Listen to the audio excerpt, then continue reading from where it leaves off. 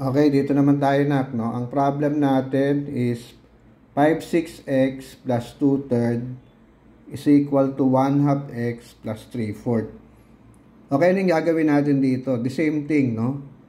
Maglilipat tayo nung common, nung mga magkakapareho. For example, 5/6 over x is the same with 1/2 x. Diba? Pareho nilang variable yung x. Ito, 2/3 and 3/4, pareho silang fractions.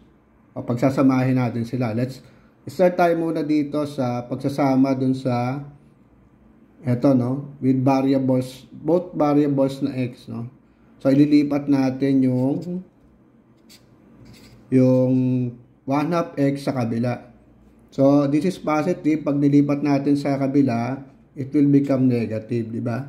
Magiging minus 1/2 x na. Okay? Ito naman, pag nilipat natin sa kabila, ganun din, mag-iiba rin, di ba? From positive, magiging negative. So, retain yung 3/4, di ba? Nilipat natin yung 1/2 x, ano yung natira yung 3/4. Ililipat naman natin itong positive 2/3 sa kabila, magiging negative 2/3. Diba, ganyan? Nasusundan mo? So, ayan, no? O, tapos, kukunin natin yung common factor. No? Yung common factor nito. Pag pinactor mo yan, di ba? Ang common factor ng 6 and 2 is 6. Diba? So, 6 divided by 6 is equal to 1 times 5 will give you 5. Diba? 5x. Ito naman, 6 divided by 2 is 3 times 1 will give you 3x. Okay, kuha mo. Ayan, no? Okay. So, dito, kukunin din natin yung common. The common factor for this will be 12. Diba? 12 divided by 4 is equal to 3 times 3 will give us 9. Minus 12 divided by 3 is equal to 4 times 2 is equal to 8. Diba mo? So, ayan. So, from here, ano yung magiging answer natin? It will be 5x minus 3x, 2x, di ba? 2x over 6. Dito naman, 9 minus 8 will give us 1 over 12. Okay. So, ang kinahanap nating value ay x, no? Pero ang numerical coefficient dito ng x is 26x, di ba? Is equal to 1 over 12. So, ang gagawin natin, multiply natin, no, both sides by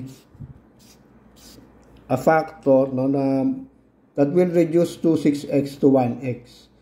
So, multiply natin siya ng 6 over 2.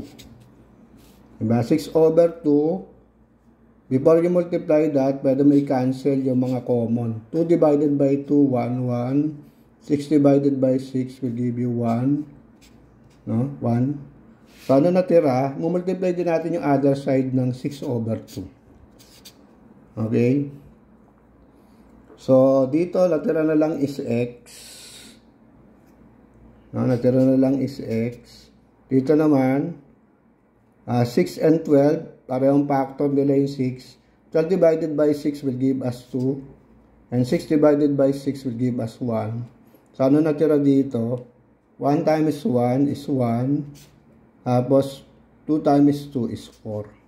So, ano yung final answer natin? Ang value ng x is 4. Okay, nasundan mo? Ha? So, ganun lang siya, no?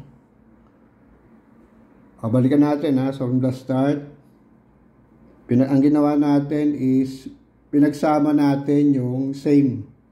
Diba? Ito 5, 6x and 1/2 x pareho sila, diba? Both variables of x. Dito naman 2/3 and 3/4 parehong fraction, pinagsama rin natin. That's why sa second stage, ito na yung ano natin.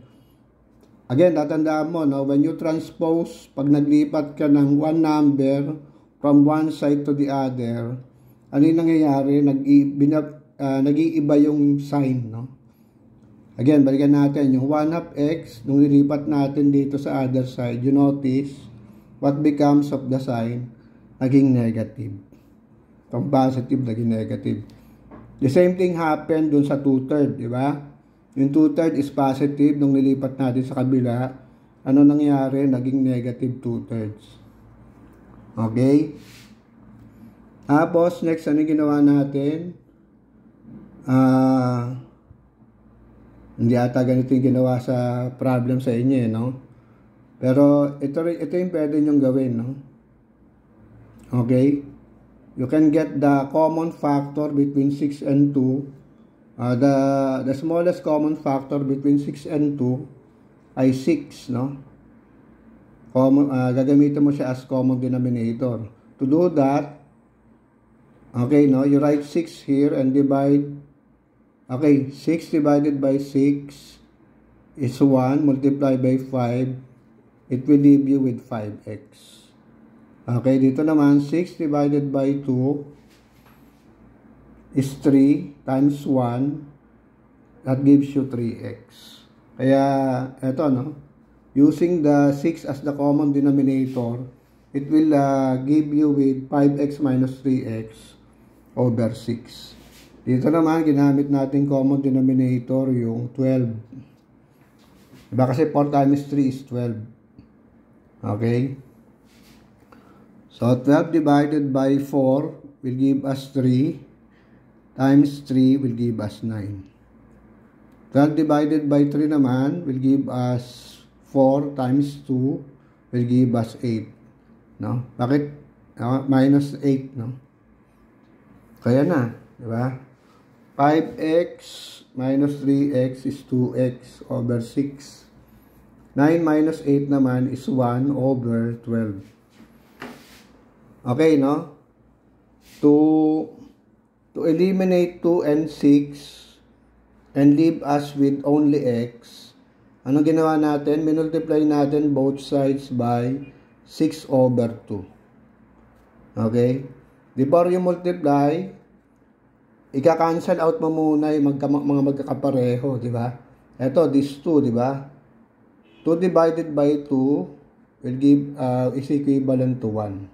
6 divided by 6 equivalent to 1. Kaya natira na lang is 1x or x. Okay? So, dito, ganun din.